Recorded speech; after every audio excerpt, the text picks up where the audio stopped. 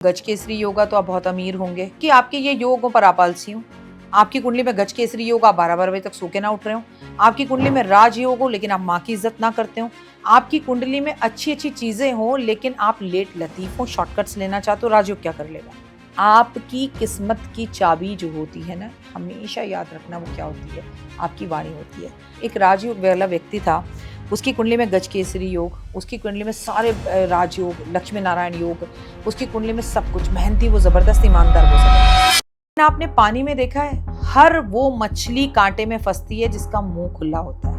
किस्मत ही फूटी है, बड़ी गंदी किस्मत है, मिल ही नहीं सकता, खराब है, कैसे हो जाएगा, पैसा कहाँ से आएगा, घर कैसे बनेगा, हम तो गरीब हैं, ये तो मुश्किल है। कैसा चल रहा है? बिंदास चल रहा है, झक्कास चल रहा है, पैसा खूब आ रहा है, बरस कर आ रहा है, बहुत अमीर है, मजे आ रहे हैं। पहले जमाने में एस्ट्रोलॉजर नहीं होते थे घर घर, सिर्फ राजा महाराजाओं के पास होते थे। तब भी तो लोगों की शादियां होती थी। जब बुध आदित्य योग बनेगा तो स्किन की प्रॉब्लम, गर्मी, बारिश का बेमतलब पे होना, बेमौसम की आंधी तूफानों का आना, ये हर साल ना एक 10 दिन बचते हैं। ऐसे हर 3 साल बाद जो है वो 30 दिन हो जाते हैं, एक महीना बन जाता है। इसे पुरुषोत्तम मास कहते हैं। इस महीने में शादी, मुंडन, गृह प्रवेश, नई कार, नया घर नहीं करना।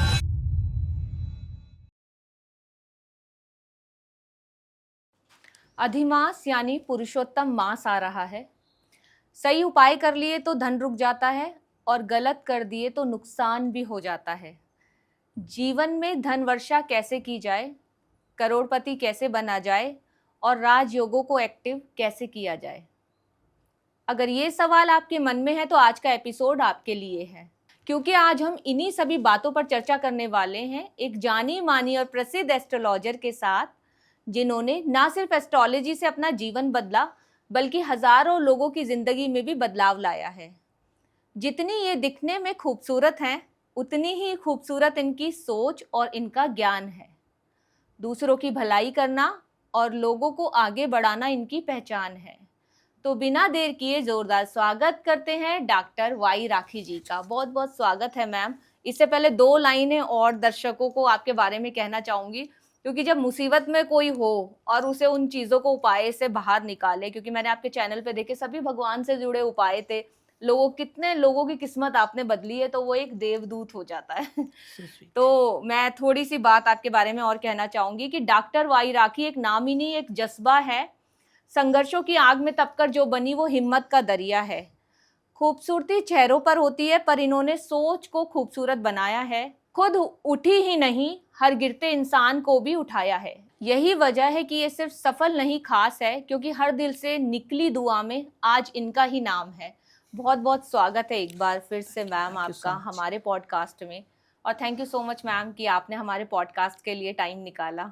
नमस्कार, थैंक यू सो मच। सबसे पहले तो इतने खूबसूरत इंट्रोडक्शन के लिए बहुत बहुत शुक्रिया। और आपका मन, व्यक्तित्व अच्छा होगा तभी इंसान अच्छा हो सकता है और ऐसी बात कर सकता है। और हम क्या मानव दूत बने या दूत बने, हम तो इंसान ही बन जाए इस दुनिया में, कलयुग में, वही बहुत है। बहुत बहुत शुक्रिया।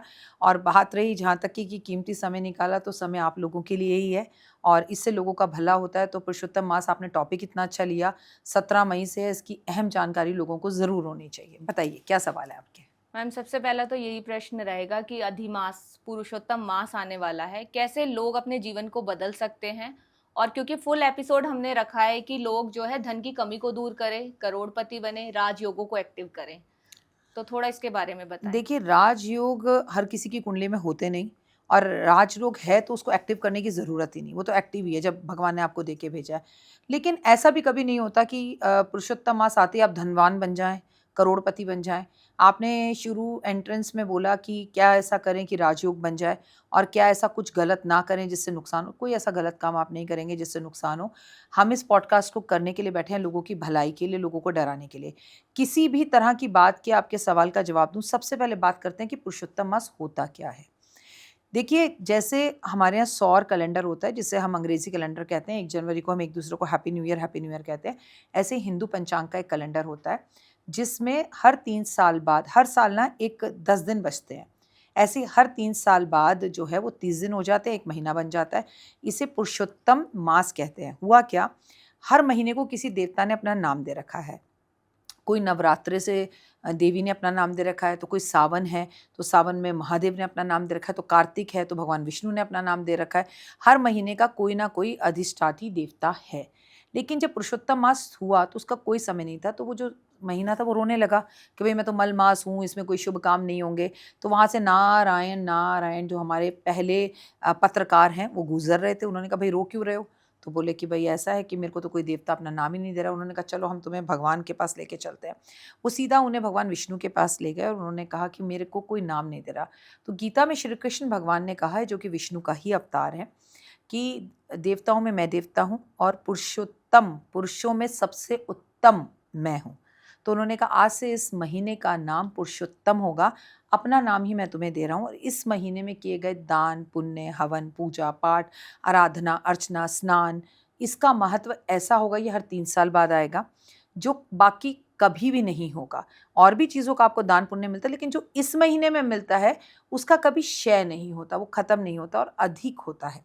अधिक मास, अधिक देने वाला, अधिक प्राप्त करने वाला। तो स्नान करिए, दान करिए, पूजा करिए, हवन करिए, पाठ करिए, लेकिन इस महीने में शादी, मुंडन, गृह प्रवेश, नई कार, नया घर नहीं करते। ये सब कुछ कार्य है। बहुत ही सुंदर बताया मैम आपने। एक चीज़ जानना चाहूँगी कि किस तरीके से इसकी शुरुआत की जाए, जैसे कौन से दान है जो करने चाहिए या कोई अलग तरीके की पूजा पाठ होती है? देखिए पुरुषोत्तम मास होता क्या है, इसमें भगवान विष्णु की, लक्ष्मी जी की पूजा की जाती है। मेन होता है जब भी विष्णु की पूजा की बात आएगी तो लक्ष्मी साथ होंगी, फिर उनकी दूसरी पत्नी तुलसी उनके साथ होंगी। इसमें सुबह 3:30 से 4 बजे के बीच में उठा जाता है। उठने के बाद स्नान आदि कर कर आप पहले भगवान विष्णु, लड्डू गोपाल रखे हैं उनकी, शालिग्राम जी रखे हैं उनकी आप पूजा करेंगे। अपने घर में पूजा करेंगे, फिर आपके घर की तुलसा जी को आप जल देंगे, उसकी परिक्रमा करेंगे। इसके टोटल जो है अध्याय होते हैं, किताब आती है कहानियों की, उस किताब का एक-एक अध्याय रोज़ पढ़ेंगे, 1 पढ़ें, 2 पढ़ें, 3 पढ़ें। तुलसा जी को बिल्कुल वैसे जैसे हम कार्तिक स्नान करते हैं, दीपक जलाएँगे, दीप जलाने का बड़ा महत्व है। और भगवान की जो है गीता का पाठ करना, भागवत गीता का पाठ करना, रामायण का पाठ करना, सुंदरकांड का पाठ करना, विष्णु सहस्त्रनाम का पाठ करना, थोड़े-थोड़े 2-2 पेज भी रोज़ पढ़ते हैं, रामायण की कुछ चौपाइयाँ पढ़ लें, अपने घर में कोई अनुष्ठान करवा लें, हवन करवा लें, गंगा जी नहाने चले जाएँ। बस इसी तरह से 30 दिन तक आपको रमा रहना है प्रभु कृष्ण की भक्ति में, तुलसी जी की भक्ति में, उनकी सेवा में। इसी तरह से पुरुषोत्तम मास निकला जाता है, 3 साल बाद आएगा।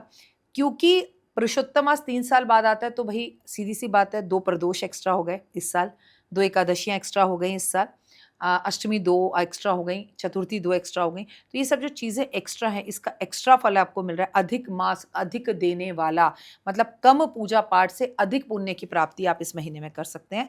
और इसमें पूजा पाठ, आराधना अर्चना के साथ दान, हवन, स्नान और पाठ का बहुत महत्व है। जैसे मैम कोई 30 दिन तक ना कर पाए, तो कोई ऐसे स्पेशल दिन है जो इस महीने में आएँगे, वो इस दिन करेगा तो सारा फल मिल जाए उसे? देखो पुरुषोत्तम हुँ। मास ना कभी सावन में आता है तो सावन 2 बार हो जाता है, कभी कार्तिक में आता है अच्छा। तो कार्तिक 2 बार हो जाता है। इस बार जो पुरुषोत्तम मास आया है वो कब आया है? वो जेठ के महीने में आया है। तो जेठ का महीना इस बार 2 बार है। और आपको मैं बता दूँ 30 दिन नहीं भी कर पाओ तो कम से कम संडे के दिन आपकी छुट्टी है, तुलसी की पूजा तो हम संडे को कर नहीं सकते, हुँ। लेकिन कम से कम जल्दी उठ जाओ, स्नान कर लो, ठीक है? आप हफ्ते में 1 बार कर लो। और देखो महिलाएँ तो वैसे भी पीरियड्स होंगे 5 दिन उन्हें छोड़ना ही पड़ेगा।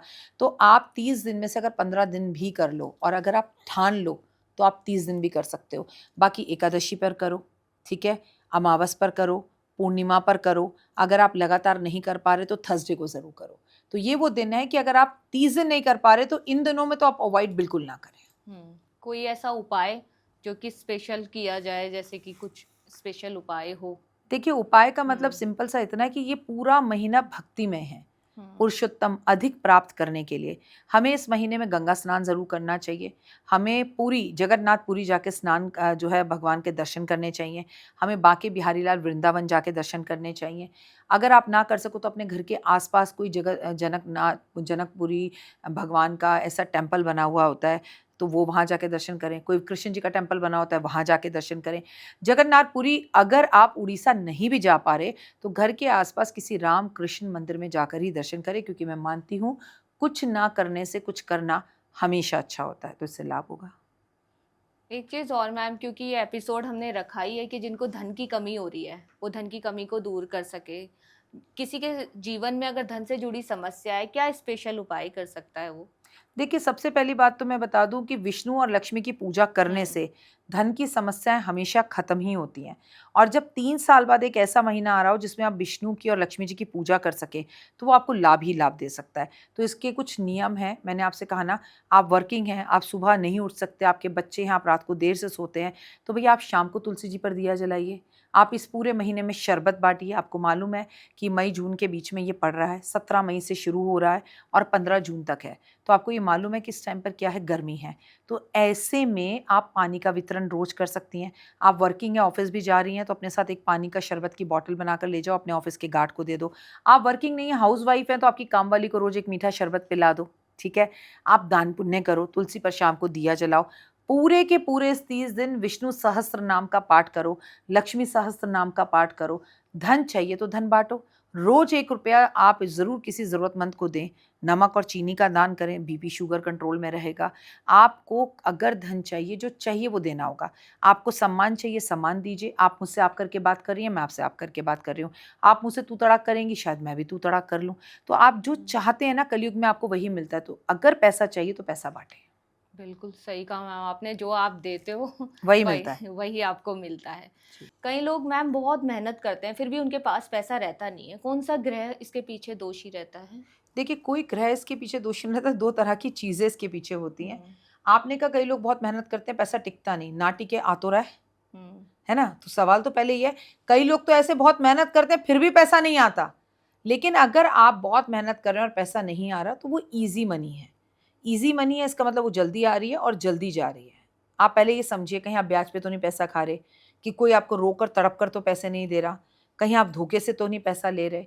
ये समझने की कोशिश करनी है और आपका पैसा आए, उसमें बरकत हो, पैसा रुके और मेहनत करने के बाद पैसा आपके घर में टिके, इसके लिए बेहद ज़्यादा ज़रूरी है एक बात, और वो ये है, आपका घर साफ-सुथरा हो, घर में पितृदोष ना हो, आप जो कमाते हैं उस कमाई का दान करें। हमारे यहाँ संक्रांत होती है जिस दिन सूर्य अपना राशि परिवर्तन करता है। आपके पास आपकी कुंडली नहीं है, आपको मालूम ही नहीं आप कब पैदा हुए हो, तो आपको पता ही नहीं आपका कौन-सा ग्रह खराब है, तो भई जनरल बातें भी तो जानेंगे ना, तो जनरल बातें समझिए।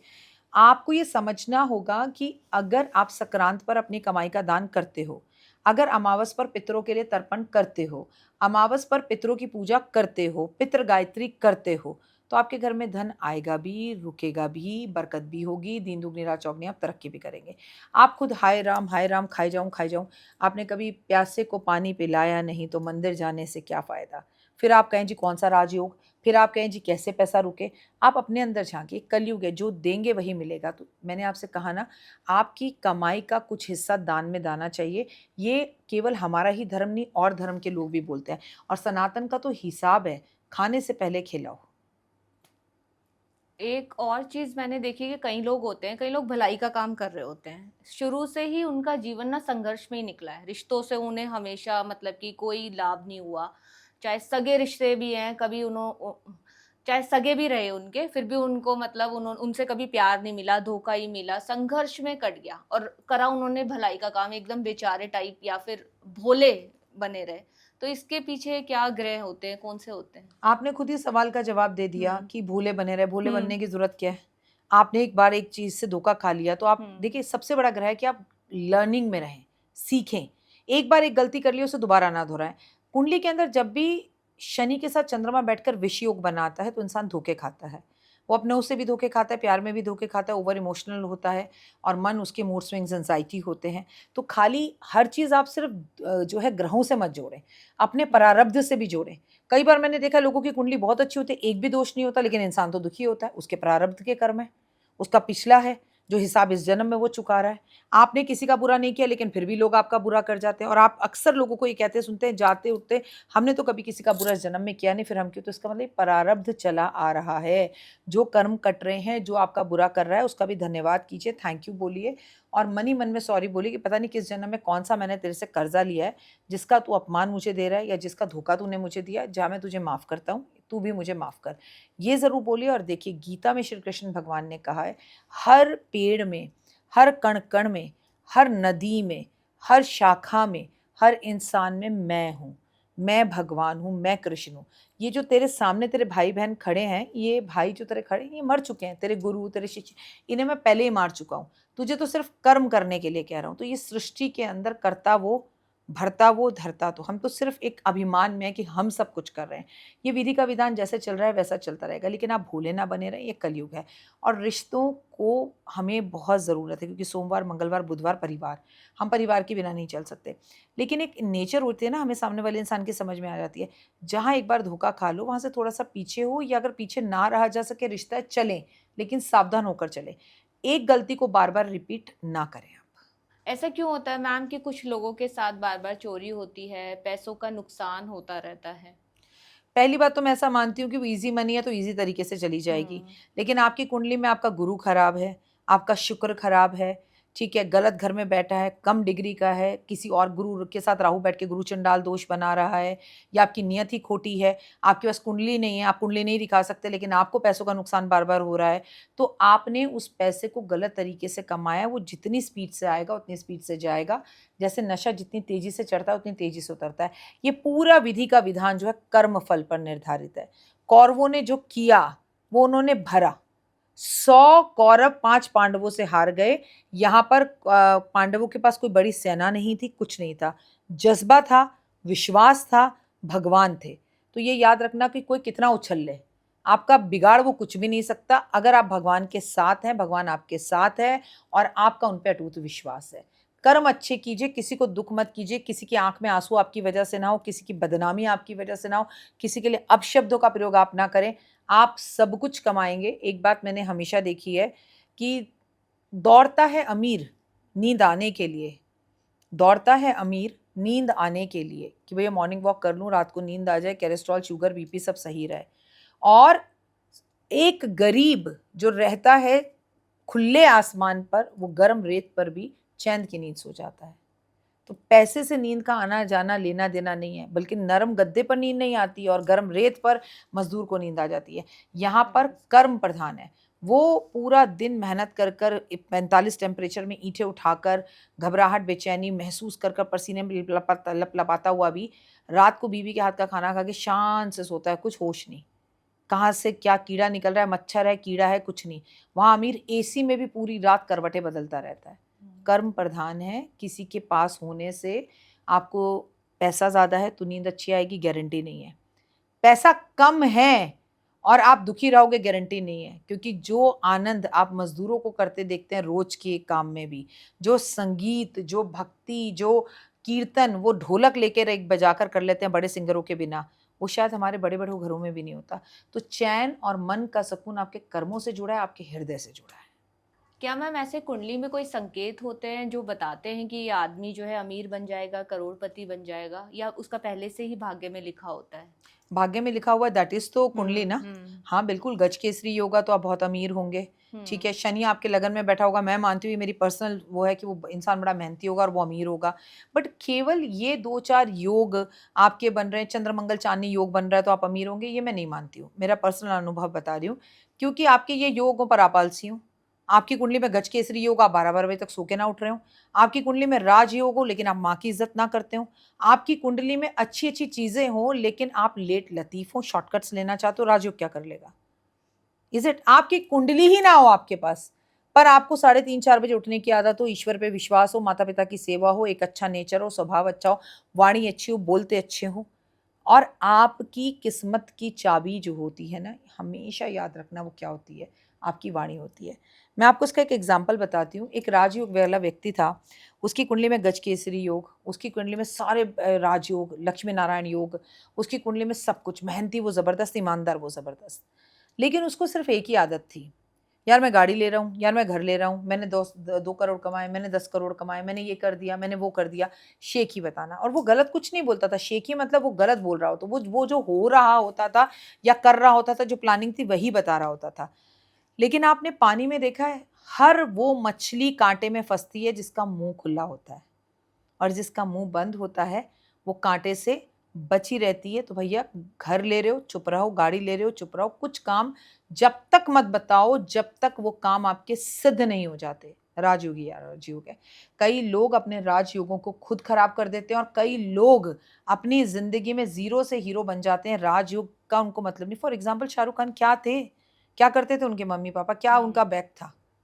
मेहनत, खुद पर यकीन, मेरे जैसा कोई नहीं, मैं अपना भला सोचता हूँ, आई लव माई सेल्फ, मेरे से अच्छा कोई नहीं, मेरे से इस दुनिया में कोई बेहतर नहीं है।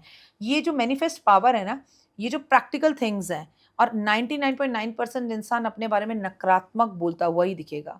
किस्मत ही फूटी है, बड़ी गंदी किस्मत है, मिल ही नहीं सकता, खराब है, कैसे हो जाएगा, पैसा कहाँ से आएगा, घर कैसे बनेगा, हम तो गरीब हैं, ये तो मुश्किल है।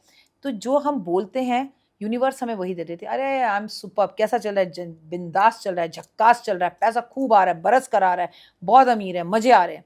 ऐसा बोलने वाले लोग हमसे ज्यादा खुश रहते हैं, चाहे उनकी जेब में 1 रुपया ना हो, क्योंकि वो वैसी ही चीजों को फील करना शुरू कर देते हैं और अपने आप में वही चीजें होती हैं। लेकिन कभी भी पैसे को दिखावा ना करें, उसका मिसयूज ना करें और अपने पैसे का घमंड में आके किसी का अपमान ना करें। सही कहा मैम आपने, क्योंकि कर्म ही हमारी किस्मत बदल सकते हैं। सब कुछ कर सकते हैं कर्म, कर्म ही आपको जीवन में सब कुछ दे सकते हैं। आपकी कुंडली में राजयोग हो या ना हो, ये मैटर नहीं करता। ठीक है मैम, ये बहुत अच्छी तरीके से लगता है दर्शकों को भी समझ में आ गया होगा कि राजयोग एक्टिव करना नहीं एक्टिव करना ये आपके कर्मों पर निर्भर करता और है। राज ना भी हो तो भी राज कर सकते हो, बिल्कुल। राजयोग ना हो तो भी राज कर सकते हो। करने की वो इच्छा, वो जज्बा, वो मन, वो सब होना चाहिए। ठीक है मैम, अभी हम बात कर रहे थे अधिमास की, जैसा आपने बताया कि दान करना चाहिए, लक्ष्मी नारायण जी की पूजा करनी चाहिए।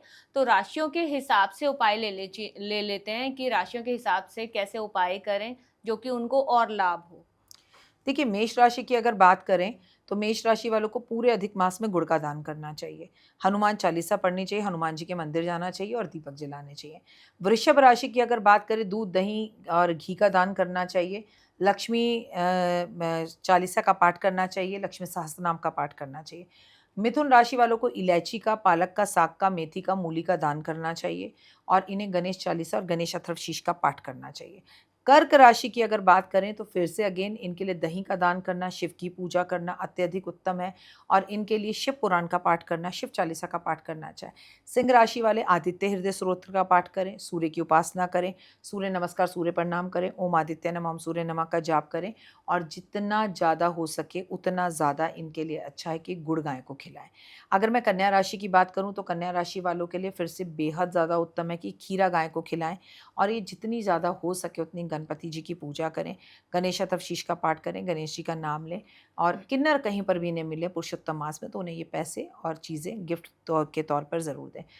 आगे बढ़ते हैं और तुला राशि की बात करते हैं। तुला राशि वालों के लिए बहुत ही उत्तम होगा कि इत्र परफ्यूम जो है वो भगवान को लगाएं, हरि विष्णु को लगाएं, कृष्ण जी को लगाएं और ये जितनी भी पूजा करना चाहते हैं ये भगवान लक्ष्मी की, लक्ष्मी माता की पूजा, साथ में माँ सरस्वती की पूजा करें, सरस्वती चालीसा पढ़ें और लक्ष्मी माँ को ये हर रोज़ इत्र और गुलाब के फूल अर्पण करें। वृश्चिक राशि की बात करें, अगेन इनके लिए कहूँगी कि मोतीचूर के लड्डुओं का भोग हनुमान जी को लगाएं, हर रोज़ लगाएं या मंगलवार को लगाएं। ये हनुमान मंदिर ज़रूर जाएं, हनुमान जी की पूजा आराधना अर्चना करें। इनके लिए बहुत ज़रूरी है सुंदरकांड का पाठ करें या सुंदरकांड की पावन पुस्तकों को मंदिर में रख कर आएँ। धनु राशि की बात करें तो ये बेसन की बर्फ़ी का दान करें, बेसन की बर्फ़ी का भोग भगवान को लगाएं, केले के पेड़ की पूजा करें, जितना ज़्यादा हो सके उतना ज़्यादा हल्दी में पानी डालकर केले के पेड़ पर अर्पण करें। ठीक है, आगे बढ़ते हैं और मकर राशि की बात करते हैं। मकर राशि की बात करें तो ये सरसों के तेल का दान करें, तिल के लड्डुओं का दान करें, उसका भगवान को भोग लगाएं। ये महादेव पर सरसों का तेल अर्पण करें और जितना हो सके शनि चालीसा का ये पाठ करें। आगे बढ़ें और कुंभ राशि की बात करें। कुंभ राशि पे शनि की सारस्वती चल रही है तो मैं आपको बता दूं, सरसों के तेल का दान करें, सरसों के तेल से महादेव का रुद्राभिषेक ये ज़रूर करें और इनके लिए बहुत अच्छा होगा कि जीवन में अगर आगे बढ़ना चाहते हैं तो यह हनुमान चालीसा, सुंदरकांड, संकट मोचन, शिव चालीसा, शिव पुराण का पाठ करें या पंडितों से करवाएं। इनके लिए ज़रूरी है मंदिर में झंडा लगाएं। आखिरी राशि मीन राशि की बात कर लेते हैं। मीन राशि की अगर बात की जाए तो शनि इन्हीं की राशि में गोचर कर रहा है तो ये पानी का वितरण करें, जितना हो सके जहाँ मजदूर काम कर रहे हैं वहाँ जाके शरबत बांटें। इसके साथ साथ इनके लिए बहुत ज़्यादा ज़रूरी है एक महा काम करना कि जितना हो सके उतना ज़्यादा राम रक्षा स्तोत्र का पाठ ये करें तो इनके लिए जीवन में बल्ले बल्ले है। ये सारी 12 की 12 राशियों को चीज़ें करनी है, पर आप किसी भी राशि के हो, मैटर है कि आप सुबह जल्दी उठें। बहुत ही अच्छा बताया मैम। एक चीज़ और ले लेते हैं, क्योंकि अधिमास जो है मई के महीने से शुरू हो रहा है, तो मई जून का महीना कैसे रहने वाला है लोगों के लिए? देखिए 11 हम्म। मई को तो मंगल अपना राशि परिवर्तन कर रहा है और मंगल मेष राशि में जा रहा है, तो मेष राशि का राशि परिवर्तन करने से एक तो ये जो दुनिया में युद्ध की स्थितियां हैं ये थोड़ा सा रुकेंगी, खत्म नहीं होंगी, क्योंकि युद्ध तो इस पूरे साल में है। मेष राशि के लिए ये समय अच्छा रहेगा, साहस पराक्रम बढ़ा रहेगा, घर बार लेना चाहते हैं ले सकते हैं, कई लोगों की शादियां होंगी। फिर 2 जून को जो है आपको राशि परिवर्तन करता हुआ दिखाई देगा देव गुरु बृहस्पति। इस टाइम पर जून और जुलाई में सोने के दाम आपको बहुत बढ़ते हुए दिखाई देंगे, जो कि मई के अंत तक ही आपको बढ़ते हुए दिखाई दे जाएंगे। और देवगुरु बृहस्पति जब कर्क राशि में जाएंगे तो वो उच्च के हो जाएंगे, और जब वो कर्क राशि में जाकर उच्च के होंगे तो वहाँ पर आपको स्टूडेंट्स, बच्चे, इनसे जुड़ी बहुत सारी खबरें, बहुत सारे विवाद, पेपर्स का लीक होना, बच्चों की बदतमीजी करना, बच्चों का बीमार पड़ना, पेट से जुड़ी समस्या का होना, बच्चों का एंकर होना, स्कूल या कॉलेज के नए रूल्स या नई चीज़ें आ जाना, जेंसी का सड़कों पर उतरना और कोई विरोध करना, साधु संत समाज के लोगों को लेकर कोई नई बात आ जाना, किसी और साधु संत समाज के लोगों पे कोई उंगली उठ जाना, कोई मठाधीश, कोई साधु संत का इस दुनिया को छोड़कर चले जाना, ऐसी चीज़ें दिखाई देंगी। इस बीच में सूर्य भी अपना राशि परिवर्तन करके वृषभ राशि में आएंगे। ये होगा 14 या 15 मई को। इससे भी बहुत अलग चीज़ें होंगी। वृषभ राशि में आने के बाद 12 की 12 राशियों पे इसका अलग असर होगा। वृषभ राशि वालों का आत्मबल, आत्मविश्वास बढ़ा रहेगा, चीज़ें बेहतर होंगी, चेक नई चीज़ें मार्केट में दिखेंगी, शेयर मार्केट में इसकी उथल-पुथल आपको दिखाई देगी और लोगों को जिनको अभी तक जॉब्स नहीं मिल रही थी, उन्हें नौकरियाँ मिलती हुई भी दिखाई देंगी। तो ये सब चीज़ें आपको दिखाई देंगी। इस बीच में बुध भी अपना राशि परिवर्तन करेगा और बुध अपना राशि परिवर्तन कर वो भी वृषभ राशि में आएगा, और जब मई और जून में बुध अपने राशि परिवर्तन को करेगा तो सूर्य के साथ मिलकर उसका आदित्य हृदय योग बनेगा। ऐसे में किसी सिंगर के को लेके कोई बैड और गुड न्यूज़ आ सकती है, किसी राइटर को लेके बैड और गुड न्यूज़ आ सकती है। अगर आप किसी कॉम्पिटिशन एग्जाम्स में बैठ रहे हैं तो उसमें आप क्लियर कर सकते हैं। इसका फ़र्क हमारी शेयर मार्केट में बुध के राशि परिवर्तन का, बुध आदित्य योग बनने का और पूरे व्यापार में दुनिया में बहुत दिखाई देगा। जैसे अभी हमें बहुत प्रॉब्लम्स का सामना करना पड़ा है, मूड स्विंग्स हो रहे हैं, लेकिन जब बुध आदित्य योग बनेगा तो स्किन की प्रॉब्लम, गर्मी, बारिश का बेमतलब पे होना, बेमौसम की आंधी तूफानों का आना, ये भी हमें दिखाई देगा। क्या मैम धार्मिक स्थलों को मतलब लोगों को जाना चाहिए देखिए, इस धार्मिक स्थिति में? स्थलों को ज़रूर जाना चाहिए, डरना थोड़ी है, जब मौत आनी है घर पर आ जाएगी। लेकिन धार्मिक स्थलों हम्म। से जुड़ी हुई परेशानियाँ, वाद-विवाद, भगदड़ और ब ब बहुत सारे लोगों का एक साथ परेशानियों में आ जाना, ये सब तो दिखाई देगा। कोई घटनाएँ तो घटेंगी, चाहे वो प्लेन दुर्घटना है, ट्रेन दुर्घटना हो, सड़क दुर्घटना हो। जब देवगुरु बृहस्पति अतिचारी हैं और वो अपना उच्च के होंगे, तो धार्मिक युद्धों का होना, हिंदू-मुस्लिम के झगड़ों का हो जाना, कोई वाद-विवाद का हो जाना, फिर से किसी मस्जिद का बड़ा कोई जो है विवाद उठ जाना, ठीक है? ऐसी चीज़ें तो धर्म से जुड़ी हुई होंगी। जाना ज़रूर चाहिए, डरने से क्या होगा? जब आना है तो मौत आएगी और रब के घर पर आएगी तो उससे बेहतर ही क्या है? ये क्यों सोचे कि हमेशा, क्योंकि जो होना है, अब मुझे बताइए, हम्म। जब ये लंदन जो प्लेन जा रहा था अहमदाबाद का, वहाँ पे जो स्टूडेंट्स के प्लेन गया, वो जो मेस थी उसमें, वो बच्चे कहाँ गए थे? वो तो घर ही बैठे थे, प्लेन उनके घर ही आ गया। जब मौत आनी है घर ही आ जाएगी, इसका मतलब ये थोड़ी हम्म। कि हम धार्मिक स्थानों पर ना जाएँ, बट कोशिश करें कि मंगलवार को ट्रैवलिंग अवॉइड करें। ठीक है। अच्छा मैम, कुछ उपाय और ले लेते हैं दर्शकों के लिए। जैसे कि मैम अगर किसी की नौकरी ना लग रही हो तो उसको क्या उपाय करना चाहिए? नखरे कम करने चाहिए, छोटी या कम जो नौकरी मिल रही है उसे ले लेना चाहिए, पास नहीं मिल रही, सैलरी कम मिल रही है, मैनेजमेंट हम्म। कम है, ये सब बेकार की बातें नहीं करनी चाहिए, क्योंकि पहले आपको जॉब मिल जाए, जॉब का सम्मान करें, और 2 जून के बाद और सूर्य का वृषभ राशि में जाने के बाद लोगों को जॉब्स मिलनी शुरू होंगी। मतलब मई, जून, जुलाई से लोगों को थोड़ी राहत मिलेगी। और शादी जल्दी होने का कोई उपाय मैम? शादी के लिए पूरे पुरुषोत्तम मास में माता पार्वती को श्रृंगार का सामान अर्पण करें। कोई स्पेसिफिक दिन है मैम या फिर मैं तो कह रही हूँ 30 दिन, ये 3 हम्म। साल में एक बार आ रहा है, एक भी दिन आपसे चूके क्यों? एक भी दिन चूके क्यों? और ना कर पाओ तो जब मौका मिले तब कर लो।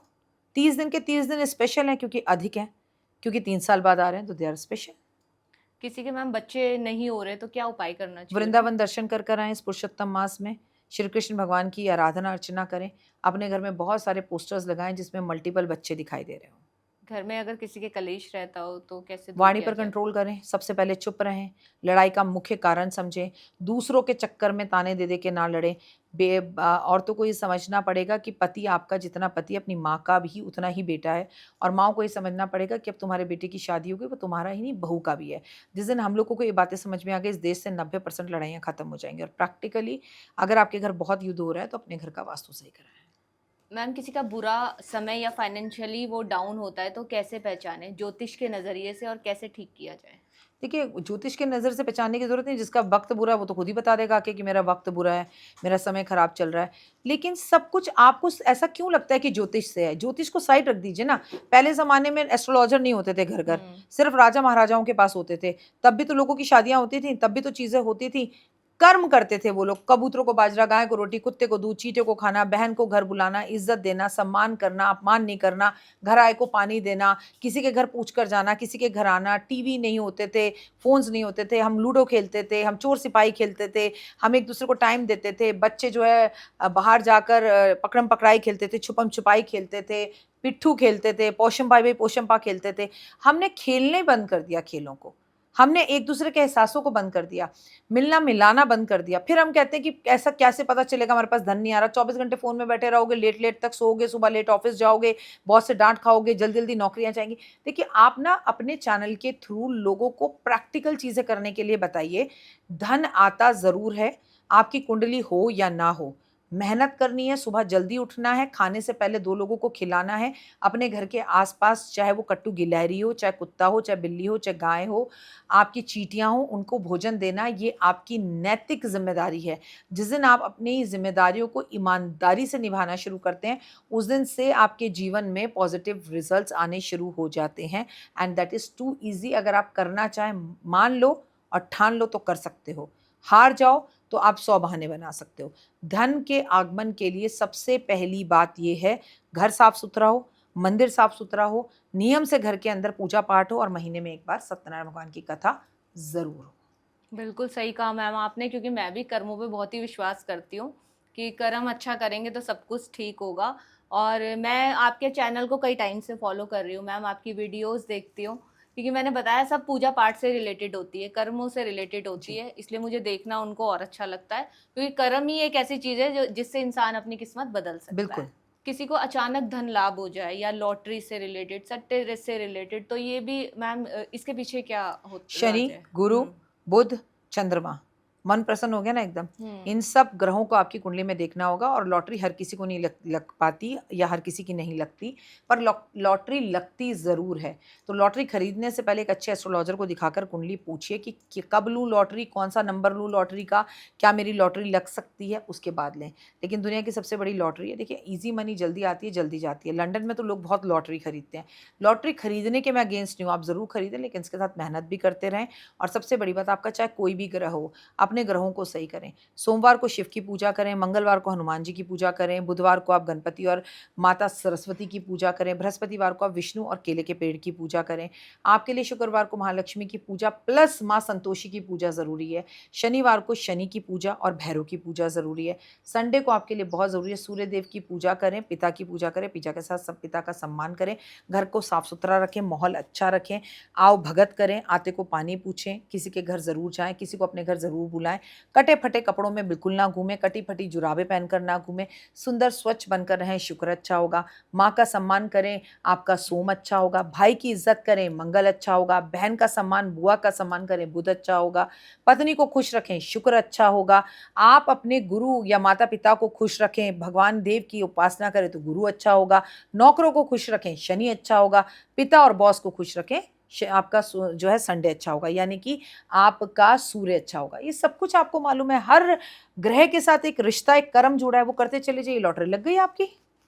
ऐसा कोई ग्रह है मैम जैसे सब ग्रहों को लोग अगर नहीं कर सकते, किसी एक ग्रह की पूजा कर लें या कोई उपाय कर लें तो सभी ग्रह ठीक हो ये जाए? शरीर पूरा ग्रह है। लोग 2-2 दिन नहाते नहीं हैं, 12-12 बजे नहाते हैं, 1 दिन के कपड़े 2-2 दिन पहनते हैं। I am not hmm. Talking about everyone, जो करते हैं उनके ऊपर लागू है। तो अपने घर को अपने शरीर को साफ रखो, छोटे नाखून रखो, बड़े रखो तो साफ रखो, नीट एंड क्लीन रखो, कान साफ करो, पैर हिला-हिला के बात मत करो, उँगलियाँ चटका-चटका के बात मत करो, खुजली कर-कर के बात मत करो। मतलब just try to do this all things कि आप एक डिसिप्लिन में रहें, कायदे में रहें, फ़ायदे में रहें, शरीर को साफ-सुथरा रखें, परफ्यूम लगाएँ। अब देखिए आप यहाँ पर थोड़ी-सी लो एनर्जीज़ थी। आपके और मेरे बीच में। मैंने तुरंत पूजा से क्या बोला, परफ्यूम छिड़को। अब एनर्जीज आपको इन्हांस नहीं लग रही? जब छोटा सा परफ्यूम छिड़कने से इस रूम की एनर्जीज इन्हांस हो सकती हैं। आप रोज अपने घर में हवन कर रहे हो, लुबान जला रहे हो, अगरबत्ती लगा रहे हो, आपके घर में मनी प्लांट है, आप अच्छे कर्म कर रहे हो, आप जल्दी उठ रहे हो, आप लोगों को कॉम्प्लीमेंट दे रहे हैं, wow such a beautiful sari was your wearing, आप कितनी सुंदर लग रही हैं। तो ये चीज़ें लौट कर आपकी ज़िंदगी में आती हैं। तो this is the such a way, life is such a beautiful. उसको हर पल जिए, हर वक्त कॉम्प्लीमेंट्स दिए।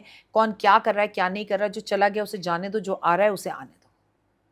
एक आखिरी सवाल मैम, दर्शक काफ़ी रिलेट करेंगे इस चीज़ से। बड़े बुजुर्गों से ही रिलेटेड है ये कि हमें उनकी सेवा करनी चाहिए और अच्छा बोलना चाहिए, लेकिन कई बड़े बुजुर्ग मैंने देखे हैं कि घर में छोटों से बदतमीजी से बात करते हैं या गाली गलौज से करते हैं। देखिए, पहले पहले ज़माने के हम्म। लोग तो करते थे ऐसा। हम्म। आपके लोग एक वक़्त आता है, बच्चा बूढ़ा एक समान। तो बच्चे को नहीं पता ना कि उसको क्या कहना है, क्या नहीं। हम कहते हैं नहीं गंदी बात ऐसे नहीं बोलते, ऐसे ही हम्म। बोलते हैं ना। तो ऐसे ही बुज़ुर्ग एक एज के बाद हो जाते हैं, उन्हें नहीं पता चलता उन्हें क्या करना है। फ़र्स्ट ऑफ ऑल उन्हें इग्नोर करें, उनके साथ बहसबाजी ना करें और थोड़ा-सा उनको डॉक्टर के पास ले जाएँ। उनकी दिमागी हालत चेक करवाएँ कि इन्हें गाली देने की आदत क्यों है, हम क्या चीज़ ऐसी कर सकते हैं जिससे इनकी नेचर जो है वो जो ख़राब है वो सही हो रही हो। किसी दवाई का साइड इफ़ेक्ट है, ये क्यों हमेशा इरिटेट रहते हैं, गुस्से में रहते हैं, हम्म। नेगेटिव रहते हैं, ये सब पता किया जा सकता है और अपने घर में छोटे-छोटे हवन किए जा सकते हैं। साथ में ना घर में खूब भजन चलाओ, इतने भजन चलाओ कि कहते हैं ना दीवारों के भी कान होते हैं, वो पॉज़िटिव हो जाएँ। ठीक है जी? ठीक है, बहुत बहुत धन्यवाद जय मैम माता दी। आपका, बहुत अच्छी जानकारी दी आज थैंक यू। आपने। Thank you so much ma'am. I hope कि आज का एपिसोड आप लोगों को पसंद आया होगा। अगर पसंद आया होगा तो प्लीज़ चैनल को सब्सक्राइब करना ना भूलें। Thank you so much.